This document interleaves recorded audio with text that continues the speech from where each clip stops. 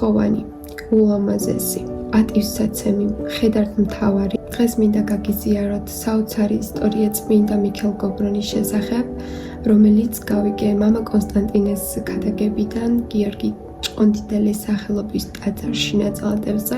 როგორც მოგეხსენებათ, 914 წელს კახეთიდან აბულ კასიმი მუსლიმი სარკინოზი, იგივე თათარი შემოიჭრა და მიქელ გობრონი მის 133 თანამოძმესთან ერთად სასტიკად აწამა. იყო ახოვანი, ულამაზესი, პატივსაცემი, მხედართ მთავარი. აბულ კასიმა იფიქრა, რომ თუ შეძლებდა მიქელ გობრონის მის სარწმუნოებაზე მოქცევას, ამით მაგალითს მისცემდა სხვა ქართველებსაც, თუმცა მიქელ გობრონი არ გატყდა.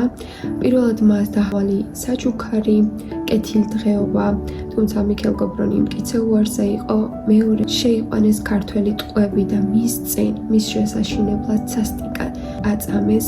მესამედაც რჩენილი ტყვეები უსასტიკესი წამებით კლეს, მათი ნაწილები აღწერილია, რომ აქა-იქ იყო მოფანტული, თუმცა მიქელ გობრონი მედგრად იდგა ქრისტიანულ სარწმუნოებაში. ბოლოს კი კვლავ დასაშინებლად დააჩოქეს და ხმალი დაჰკრეს იმის მაგივრად, რომ ამჯერად მას ისრიდან წამოსული სისხლით ჯვარი გამოისახა შუბზე და წარმოსთქვა სიტყვები: მადლობა ღმერთო, რომ მე ცოდვილი და უხირსი გამხადე ამ დიდებული მოწამებრივი ღვაწლის.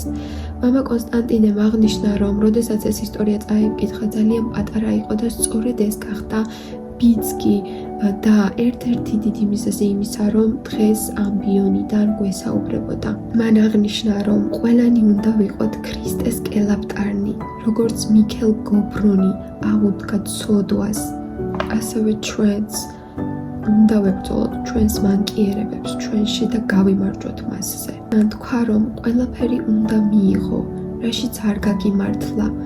სხვადასხვა ერთხელაც წავიკითხე, რომ თუ რაღაცა არ გამოვიდა, შენ გადარჩი.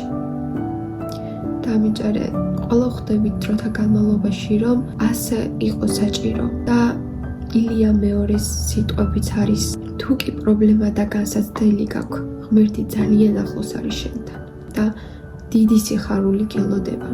მამა კონსტანტინემ აღნიშნა, რომ ადამიანს აქვს 3 დაბადების დღე. პირველი ეს არის ფიზიკური დაბადება ამ სამყაროში.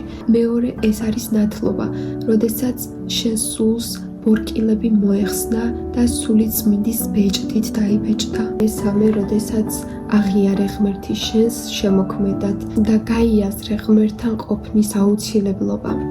მან თქვა, რომ ჩვენი გული უნდა გახდეს სიყვარულის საუნჯე. ეს არის სწორი ხედვა ქრისტიანობაში. უნდა ვეცადოთ, გავიზარდოთ სიყვარულში, რომ შენი სულის და სიკეთის ენერგია არის ღმერთი, რომ უნდა დავაკვირდოთ ჩვენს ყოველ ფიქრებს, არავის არ დავცინოთ, რომ თითოეული ადამიანი დიდი სითბოთი და კრძალვით მომეხსენიოთ და უფალს ვთხოვოთ, რომ მოგცეს გონიერება. მან აღნიშნა, რომ შეიძლება ურწმუნო ადამიანს უნდოდეს სწორად ცხოვრება, პატიოსნად ცხოვრება, თუნდაც სამსახურში პატიოსნად მოქცევა და ერთგულება, მაგრამ ის ვერ შეძლებს ღმერთის გარეშე ამას. წმინდა მიქელ გობრონის ისტორიამ ჩემზე დიდი ზეგავლენა მოახდინა. ვფიქრობ, რომ უნდა ვიცნობდეთ და გვახსოვდეს ჩვენი მოღვაწე ადამიანები, რომლებმაც ქრისტესთვის თავი გაწირეს და ეცადოთ მივბაძოთ მათ.